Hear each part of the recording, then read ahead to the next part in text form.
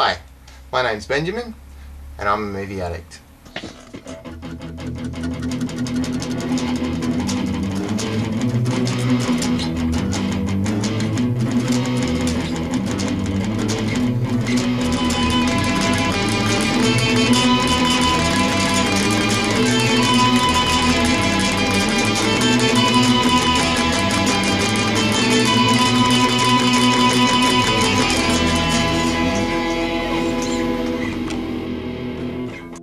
This week's film is 1979's Apocalypse Now, although I should really say that the version I've watched more times and the version that I actually got to see at the big screen in the cinemas was Apocalypse Now Redux, which was a completely re-edited version.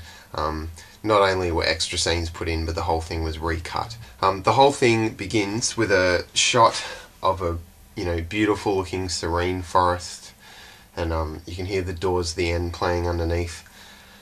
A helicopter comes over, and then boom! It's all exploded. All this serene, beautiful nature is just utterly destroyed, and I think that really sets the tone for the rest of the film. Martin Sheen plays Captain Benjamin Willard. He's stuck in a hotel room in Saigon, just waiting for his next mission, and he actually had a heart attack and a full-on kind of breakdown on screen. Like he's doing all this kind of kung fu moves in his drunken, crazy state, and he smashes his hand with a mirror, and there's blood everywhere, and you really see this guy absolutely break down. It's pretty insane. A couple of army guys come around and clean him up because he's about to get a new mission. He walks into this room with there's three guys, one of them being an extremely young Harrison Ford. He tells it like it is. He's told that another kind of secret special ops army guy like himself, Colonel Kurtz, played by Marlon Brando, has gone insane, and they play a recorded message of Kurtz speaking, and he's just, you can tell that he's not all there. During the scene there's this guy, this really strange looking bloke, who doesn't say a word for the whole scene, and then right at the end, terminate with extreme prejudice. Sheen's given a boat and a crew, one of them being an extremely young Lawrence Fishburne, and they're going to take him to his destination way upriver. They stop at a few places along the way for supplies and that kind of thing, and throughout we just get to see the craziness of war and the chaos. And as they get further and further up the river and closer to Kurtz, the chaos becomes much more prominent. Don't look in the camera, just go by like you're fighting. The first character we meet along the way is Colonel Kilgore, played by Robert Duvall. This guy has a squadron called Death from Above, and when they land, he pulls out a pack of cards and chucks all the cards onto all the dead bodies, so that Charlie will know who's done this, who's killed them. But he also has this strange, like, heroic sense. There's this guy whose guts are falling out, he's almost dead. He's asking for water, and no one wants to give him any water, and then Kilgore comes up and he's like, come on, the man's dying here, and I'd let him drink out of my canteen any day, and he's being all heroic and giving him this canteen. And then one of Kilgore's soldiers comes up and tells him that Lance Johnson is there, this famous American surfer, and then all of a sudden he just forgets what he's doing, walks off and to go with the surfing. He's just he's very sure of what he's doing, but he's also kind of scatterbrained and crazy. One of the Death from Above techniques is that they blast Wagner out of these helicopters when they're attacking. Dun, dun, dun, dun, dun, dun, dun, dun. It's like this kind of crazy, morbid ballet or something, and the way they all kind of fly in formation and drop bombs and stuff. I love the smell of napalm in the morning. One of the stops, they see some Playboy bunnies doing a dance for all the boys or whatever, and it all just kind of turns into chaos. There's guys yelling out crazy stuff. You fucking bitch! And eventually they all rush the stage, and the Playboy bunnies have to be taken away, and it's just, it's like this kind of crazy primal nature of man or something. When the boat reaches this bridge, which is supposedly really far down the river, the chaos has escalated even more. There's bombs going off, people are shooting at each other, nobody really knows what's going on.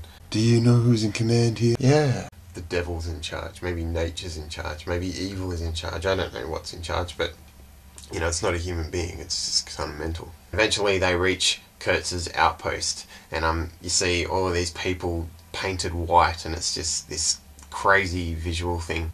Dennis Hopper's there to meet him. He's playing a photojournalist, and apparently at the time he was completely off his head on acid or something, and so all of his dialogue is just really, really scatterbrained. That's enlarged my mind.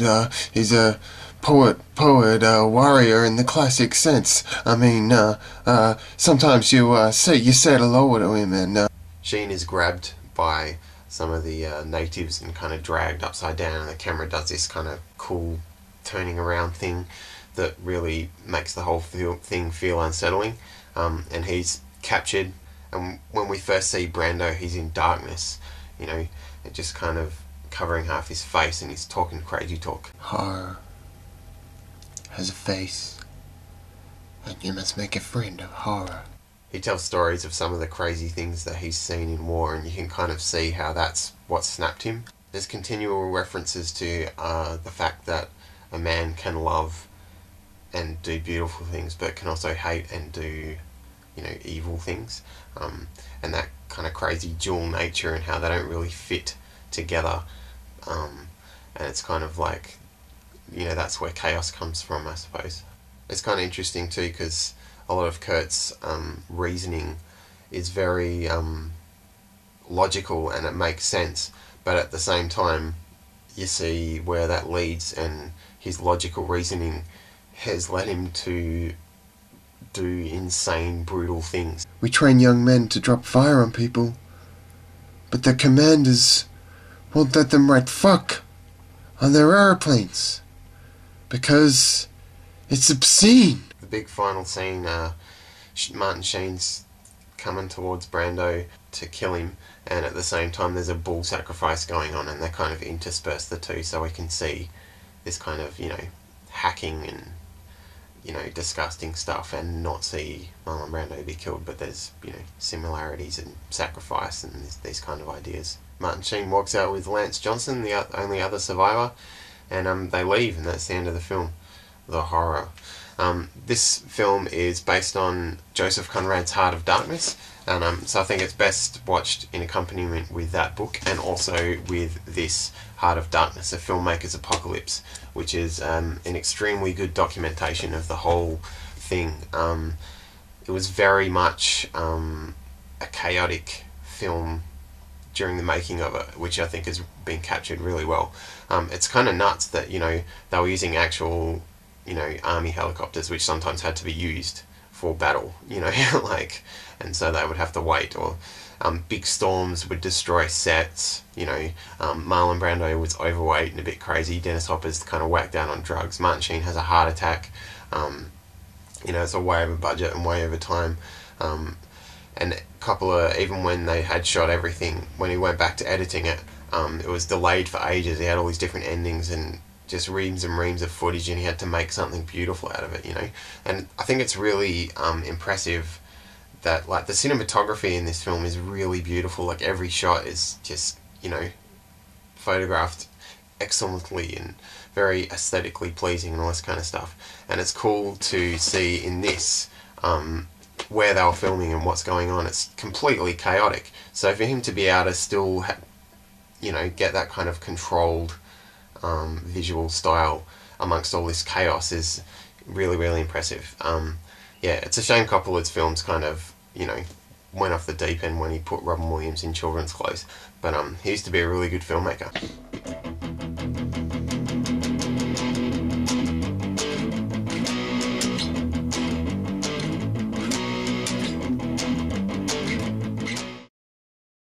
Is that they blast Wagner out of the Wagner